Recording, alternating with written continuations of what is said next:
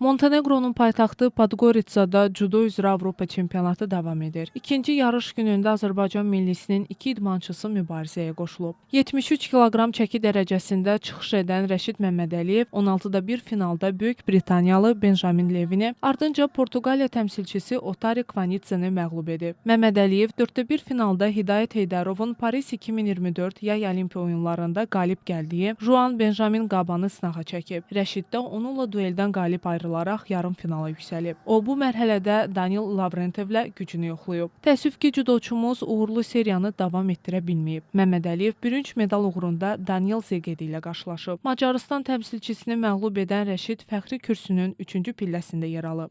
Hazırlıq çox yaxşı keçdi, amma Avropa çempionatı planda yox idi. Son anda bildim ki, mən Avropa çempionatında güləşəcəm, iştirak edəcəm.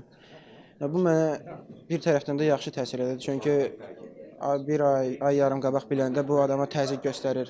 Daim stresdə olursan, o sıxır adam biraz. Amma məndə elə fikirlər olmadığına görə mən daha rahat yanaşdım bu yarışa.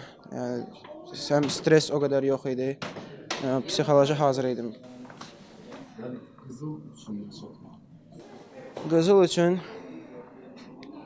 daha yaxşı hazırlaşmaq lazımdır. Həm də müəyyən səbəblər də var idi. İstirahət az oldu, biraz yorğunçuluq oldu, bərpa ola bilmədim. Qadınlar arasında 57 kiloqram çəki dərəcəsindəki cüdoçumuz Fidan Əlizadə mübarizəni 4-də 1 finalda dayandırıb. Qeyd edək ki, yarışın ilk günündə Əhməd Yusifov bürünc medal qazanıb. Avropa çempionatına aprelin 27-sində yekun vurulacaq.